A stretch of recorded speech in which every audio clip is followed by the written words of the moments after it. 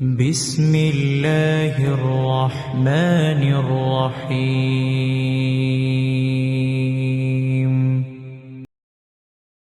சஹாபாக்களுடைய உயிரிழப்பு. எத்துணை பெண்கள் அனாதையானார்கள், எத்துணை குழந்தைகளை கொன்று குவித்தார்கள், எத்துணை போர்க்களங்கள். ஆனால் மக்காவுடைய வெற்றி, அதற்கு முன்னால் ஹுதைபியாவுடைய உடன்படிக்கை. அந்த உடன்படிக்கையில் என்ன நடந்தது தெரியுமா? காஃபிர்கள் நிபந்தனை போடுகிறார்கள், அல்லாஹுடைய கட்டளைக்காக அந்த நிபந்தனையில் கையெழுத்திடுகிறார்கள். அந்த நிபந்தனையை போடும் பொழுது எழுதக்கூடிய எழுத்தாளர், அல்லாஹுடைய தூதருடைய அந்த நிபந்தனை எழுதக்கூடிய எழுத்தாளர் அல்லாஹுடைய தூதரை முஹம்மது ரசூலுல்லாஹ் என்று போட்டிருந்தார். காஃபிர்கள் மறுத்தார்கள். முஹம்மது ரசூலுல்லாஹ் என்று நாங்கள் ஏற்றுக்கொள்ள மாட்டோம், முஹம்மது இப்னு அப்துல்லா என்று போட்டு கொண்டு வாருங்கள். அதை எழுதக்கூடிய அந்த எழுத்தாளர் சஹாபி சொன்னார்கள், அல்லாஹுடைய தூதரை நான் செய்ய மாட்டேன், முஹம்மது இப்னு அப்துல்லா என்று போட வேண்டும் என்று சொல்லும் காரணத்தால் ரசூலுல்லாஹ்வை அழிக்க மாட்டேன். அல்லாஹ்வுடைய தூதருடைய சுன்னத்தை விட்டுட்டு வந்தா வேலை வேணுமா? இன்னைக்கே போய் முடிச்சுட்டு வந்துடுறன்னு போகக்கூடிய சமூகம். மஆதல்லா இயாது பில்லா. அல்லாஹுடைய தூதர் சொன்னார்கள், எங்கே அந்த ரசூலுல்லாஹ் என்ற வார்த்தை காட்டுங்கள். காட்டப்படுகிறது, தங்களுடைய கரத்தால் அழித்தார்கள். அல்லாஹ் அக்பர். மக்காவுடைய வெற்றி, 23 ஆண்டு காலம் போர், விரோத போக்கு. காஃபிர்கள் எண்ணிக்கொண்டார்கள், குறைஷிகள் எண்ணிக்கொண்டார்கள், அவ்வளவுதான், அழிந்தோம், எல்லோருடைய தலைகளும் உருளப் போகிறது. எல்லா காஃபிர்களையும் ஒன்று கூட்டினார்கள். முஸ்லிம்கள் தீவிரவாதிகள் என்று அறிமுகப்படுத்தக்கூடிய அந்த மக்கள் அறிந்து கொள்ளட்டும், எல்லா இறை மறுப்பாளர்களையும் ஒன்று கூட்டினார்கள். கூட்டி கேட்டார்கள், என்ன செய்வேன் என்று எண்ணுகிறீர்கள்? என்ன செய்வேன் என்று எண்ணுகிறீர்கள்? அஹுன் கரீம் வப்னு அஹின் கரீம். கண்ணியமிக்க சகோதரருடைய மகன் கண்ணியமிக்கவர் என்று நாங்கள் கருதுகிறோம். அல்லாஹ் அக்பர். அல்லாஹுடைய தூதர் ஸல்லல்லாஹு அலைஹி வஸல்லம் சொன்னார்கள், தன்னுடைய சஹாபாக்களை கொலை செய்தவர்களை பார்த்து, தன்னுடைய மகளை துன்புறுத்தியவர்களை பார்த்து, தன்னுடைய சாட்சாவுடைய ஈரலை கடித்து துப்பிய அந்த சமூகத்தை பார்த்து சொன்னார்கள், லா தஸ்ரீப அலைக்குமுல் யௌம் அன்துமுத் துலகா. இன்றைய தினம் உங்களுக்கு பழி தீர்க்கப்படாது, உங்கள் எல்லோரையும் மன்னிக்கிறேன். அவன் 1000 ரூபாய் எடுத்து வச்சுட்டு, என் குடும்ப சொத்தை எடுத்து வச்சுட்டு என் கூட சண்டை போட்டுட்டு இருக்கிறான், அவனை மன்னிப்பனா? நான் ஏன் சொத்தை அபகரிச்சுட்டா அவனை மன்னிப்படா? ஏன் உள்ளத்தை காயப்படுத்திட்டா அவனை மன்னிப்படா? என்னை பத்தி எதிர்த்து பேசிட்டா அவனை மன்னிப்படா? எனக்கு முன்னாடி திமிரா நடந்துட்டா அவனை மன்னிப்படா? ஏன் என்னுடைய குடும்பத்தை பத்தி தப்பா பேசிட்டா அவனை மன்னிப்படா? முஸ்லிம் சகோதரத்துவத்திற்கு மத்தியிலே மன்னிப்பு என்ற மனப்பான்மையை மறந்த சமூகம். முஹம்மது ரசூலுல்லாஹ் ஸல்லல்லாஹு அலைஹி வஸல்லம் எதிரிகளை பார்த்து சொன்னார்கள், உங்களை நான் மன்னிக்கிறேன், விடுதலை செய்யப்பட்டவர்கள் நீங்கள். நீதிக்கு உதாரணம், ஒரு பெண்ணுடைய சிபாரிசுக்காக வந்தார்கள். ஒரு சஹாபி ஒருவர் அல்லாஹ்வுடைய ஒரு திருடைய பெண்ணுடைய தண்டனையை குறைப்பதற்காக வந்தார். ஒரு சஹாபி மக்களை எல்லோரையும் அழைத்தார்கள், கேட்டுக்கொள்ளட்டும் இந்த சமூகம், இதற்கு முன்னால் உள்ள சமூகம் அழிந்ததெல்லாம். அந்த சமூகத்தில் கண்ணியமானவர்கள் திருடினால் அவரை விடுவார்கள்.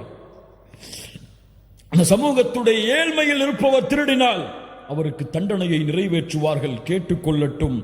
வைமுல்லாஹ் லவ் அன்ன ஃபாத்திமத பின்த முஹம்மதின் சரகத் லகதஅது யதஹா. உலகம் அறிந்து கொள்ளட்டும் இந்த வார்த்தைகளை.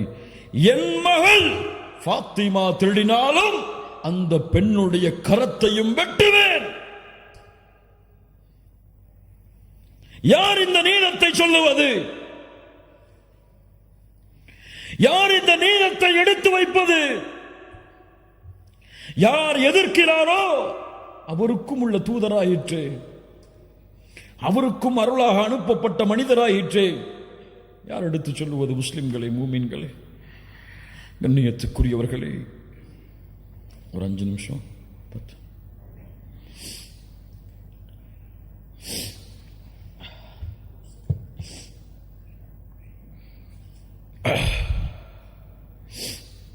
கண்ணியத்துக்குரியவர்களை யோசித்து பாருங்கள். இவர்கள் மீது கொண்டுள்ள பாசம் உங்களுக்கு தெரியுமா? சில சஹாபாக்களுடைய நிகழ்வை மட்டும் கூறுகிறேன். இந்த மனிதர், மாமனிதர் முஹம்மது ரசூலுல்லாஹ் ஸல்லல்லாஹு அலைஹி வஸல்லம் இவர்கள் மீது அந்த சஹாபாக்களுடைய கூட்டம் கொண்டிருந்த பாசம் தெரியுமா? ஒரு பெண் வந்தார்கள், ஒரு ஆடையை தைத்து கொண்டு அல்லாஹுடைய தூதருக்கு அன்பளிப்பாக கொடுத்தார்கள். அல்லாஹுடைய தூதர் விருப்பத்தோடு வாங்கி கொண்டார்கள். வாங்கியவுடன் ஒரு தோழர் எழுந்து கேட்டார். அல்லாஹுடைய தூதர் ஸல்லல்லாஹு அலைஹி வஸல்லம் வாங்கியவுடன் வீட்டுக்கு சென்று உடனே அந்த பெண்ணுக்கு முன்னால் அந்த ஆடையை அணிந்து வந்த அந்த பெண்ணுடைய உள்ளத்தை மகிழ்ச்சி படுத்தினார்கள். அந்த ஆடையை பார்த்தவுடன் ஒரு சஹாபி எழுந்து கேட்டார், அல்லாஹுடைய தூதரை, இந்த ஆடை எனக்கு வேண்டும். அல்லாஹுடைய தூதரை பற்றி சொல்லுவார்கள், லா இலாஹ இல்லல்லாஹ் என்ற வார்த்தையில் லா இல்லை என்றால் அல்லாஹுடைய தூதர் ஒருபோதும் இல்லை என்ற வார்த்தையை பயன்படுத்தி இருக்க மாட்டார்கள். உடனடியாக வீட்டுக்கு சென்று ஆடையை களைந்து கேட்ட சஹாபியுடைய கையில் கொடுத்தார்கள். சஹாபாக்களுக்கெல்லாம் கோபம். ஏன் இந்த தோழர் அல்லாஹுடைய தூதர் விரும்பி போட்ட ஆடையை கேட்டார் என்று கோபித்தார்கள். அந்த சஹாபி அந்த உரை, அந்த மஜ்லிஸ் கழிந்து செல்லும் பொழுது சஹாபாக்கள் எல்லாம் அவரை ஏசினார்கள். அந்த தோழர் திரும்பி சொன்னார், இந்த ஆடையை நான் அணிய வேண்டும் என்பதற்காக நான் கேட்கவில்லை. நான் மரணிக்கும் பொழுது அல்லாஹ்வுடைய தூதருடைய மேல்பட்ட ஆடை எனக்கு கஃபனாக ஆக வேண்டும் என்பதற்காக கேட்டேன். அந்த ஆடையிலேயே அவர் கஃபன் செய்யப்பட்டார். பத்ருடைய போர்க்களம், சவாத் ரலியல்லாஹு அன்ஹு அணியை விட்டு விலகி வருகிறார்கள். குத்தினார்கள் கம்பை விட்டு, உள்ளே செல் சவாத், இஸ்ஸவ் யா சவாத், வரிசையை சரிபடுத்து, அல்லாஹ்வுடைய தூதரை நோவினை செய்து விட்டீர்கள், பழி தீர்க்க வேண்டும். அல்லாஹு அக்பர். பத்ருடைய போர்க்களம், எதிரிகள் அங்கே எதிர்த்து நின்று கொண்டிருக்கிறார்கள். சஹாபாக்கள் எல்லாம், யாரை பார்த்து பேசுகிறாய் இப்படி? அமைதியாக இருங்கள். கம்பை கையில் கொடுத்தார்கள். குத்து என்னை, மறுபடியும் குத்து என்னை. அல்லாஹுடைய தூதரை, ஆடை இல்லாமல் இருந்தேன், ஆடையை உயர்த்துங்கள். போர்க்களத்திலே அல்லாஹுடைய தூதர் ஆடையை கழட்டினார்கள். அவருடைய கையில் கம்பை கொடுத்தார்கள். அந்த தோழர் கம்பை தூக்கி எறிந்து விட்டு அல்லாஹுடைய தூதரை கட்டி அணைத்தார். ஏன் தோழரை இப்படி செய்கிறாய்? அல்லாஹ்வுடைய தூதரை எதிரிகள் இதோ, வெற்றியா தோல்வியா, மரணமா வாழ்வா தெரியாது. நான் மரணிக்கும் பொழுது இறுதியாக தொட்ட தோளாக உங்களுடைய தோள் இருக்க வேண்டும் என்று ஆசைப்பட்டேன். அது விவரிக்க முடியாத இந்த நிகழ்வை. அந்த தோழர் அந்த போரில் ஷஹீதானார். பிலால் ரலியல்லாஹு அன்ஹு முஹம்மது ரசூலுல்லாஹ்வுடைய மரணம் வரை ஒரு நாள் கூட ஹிஜ்ரத்துடைய பயணத்தை தவிர முஹம்மது ரசூலை பிலால் அவர்கள் பார்க்காமல் இருந்ததில்லை. பிலால் இல்லாமல் அந்த நாளே இல்லை. அவ்வளவு அல்லாஹ்வுடைய தூதருக்கு நெருக்கமாக இருந்தவர். காபாவிற்கு மேலே ஏறு பிலால், அதான் சொல் என்று சொன்னவர், ஒரு கருப்பு நிறத்தவரை அவ்வளவு உயர்த்தியவர்கள் அல்லாஹ்வுடைய தூதர். பிலால், சொர்க்கத்திலே எனக்கு முன்னால் நீ நடந்து வருவதை பார்த்தேன். இந்த பிலால் அல்லாஹ்வுடைய தூதருக்கு பிறகு வாழ்விற்கு, அல்லாஹ்வுடைய தூதருடைய வாழ்க்கைக்கு பிறகு அவர்கள் எங்கே இருந்தார்கள் என்ற வரலாறுகளை தேடுங்கள், கிடைக்காது. அபூபக்கருடைய மஜ்லிஸுக்கு ஒரு முறை வந்தார்கள். எனக்கு ஜிஹாதுக்கு அனுமதி தாருங்கள் என்றார்கள். அனுமதி மறுக்கப்பட்டது. உமர் ரலியல்லாஹுடைய மஜ்லிஸிலே ஒரு முறை வந்து சந்தித்தார்கள், அவ்வளவுதான். ஆனால் பிலால் ரலியல்லாஹு அன்ஹு அல்லாஹ்வுடைய தூதருடைய மரணத்தோடு தன்னுடைய வாழ்வின் மகிழ்ச்சியை இழந்த பிலால் தன்னுடைய மரணத்தின் போது சிரித்தார். மனைவி கேட்டார்கள், யா ஜௌஜா, ஏன் சிரிக்கிறீர்கள்? எங்களை விட்டு பிரிய போகிறீரே. பிலால் அவர்கள் என்ன தெரியுமா சொன்னார்கள்?